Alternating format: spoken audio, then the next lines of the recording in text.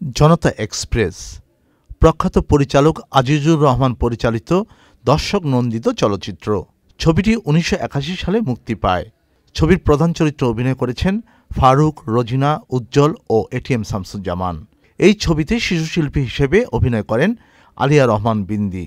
জনতা express সিনেমাতে অভিনয় করেছেন। জি, সম্ভবত আপনার আব্বার পরিচালক ছবি। জি জি জি জি। জনতা এক্সপ্রেস নিয়ে একটু আপনার। জনতা এক্সপ্রেস ছবিটা একটা অসাধারণ ছবি, কারণ এই ছবিটা পুরাটাই আপনার রেল গাড়ি, মানে আপনার পুরা লোকেশনটা সান্তাহারে, আমার দাদা বাড়িতে রেল জাংশনে শুটিং হয়েছিল, সান্তাহার রেল জাংশন। আর ছবিটার স্টোরিটা কাইন্ড অফ একজন ট্রেন ড্রাইভার, সে যে তার মানে কাজের প্রতি কতটা ডেডিকেশন তার আছে সেইটার উপরে ছবিটা। তো ওই ছবিতে আমি ছেলের ভূমিকায় অভিনয় করেছিলাম। কার ছেলে ছিলেন? ফারুক। হ্যাঁ হ্যাঁ হ্যাঁ। আর ফারুক আঙ্কেল, উনি আর কি ট্রেন ড্রাইভার ছিল। এই মুহূর্তে মনে আসছে।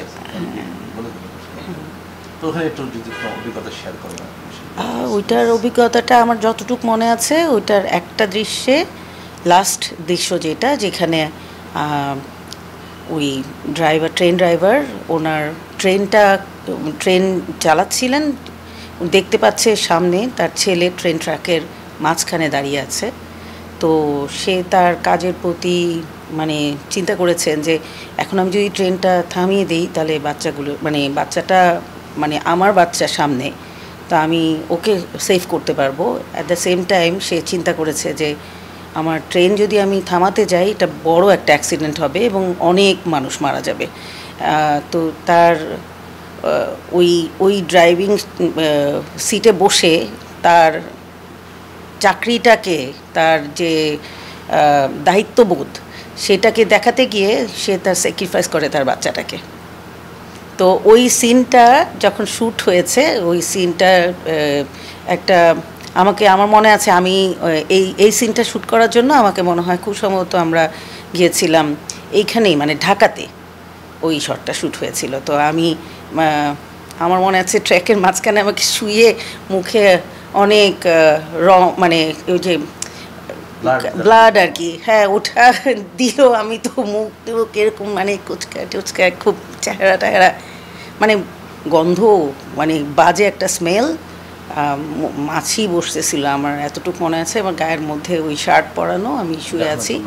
জি জি জি, ওটুকু আমার মনে আছে, হালকা স্মৃতি। পরবর্তীতে কেন আর আপনার চলচ্চিত্রে আর কন্টিনিউ করলেন না? চলচ্চিত্রে কন্টিনিউ আসলে সেরকম করা হয়নি। আমার বিয়ে হয়ে গেছে, আমি তো চলে গেছি। আমি তো থাকি বাংলাদেশে থাকি না, আমি টরন্টোতে থাকি। আর আমার আসলে 25 বছর ধরে আমি বাইরে। আগে আমরা ডালাসে ছিলাম, তারপরে আমরা মুভ করেছি টরন্টোতে। এখন আমি টরন্টোতে আছি, প্রায় 20 বছর হয়ে গেছে টরন্টোতে। কি করছেন? আমি এখন রিয়েল এস্টেট এজেন্ট, বাট আমি অ্যাট দ্য সেম টাইম আমি ফিল্ম অ্যান্ড মিডিয়ায় পড়াশোনা করেছি। আমি অনেক দিন ক্যামেরার কাজও করেছি ওখানে। তো এই আর কি। চলচ্চিত্রে মানে আসার ইচ্ছা আছে? অবশ্যই। ওইটা তো আমি আসলে ডিরেকশনে আসতে যাচ্ছি, যেহেতু আমি এই মানে এইভাবে মানে পড়াশোনাটা করেছি এই সাবজেক্টে। তো আমার ইচ্ছা আছে বাবার কিছু কাজ, মানে ওনার কিছু কাজ এখন স্ক্রিপ্টও রেডি আছে, যদি আর কি শুরু করতে পারি।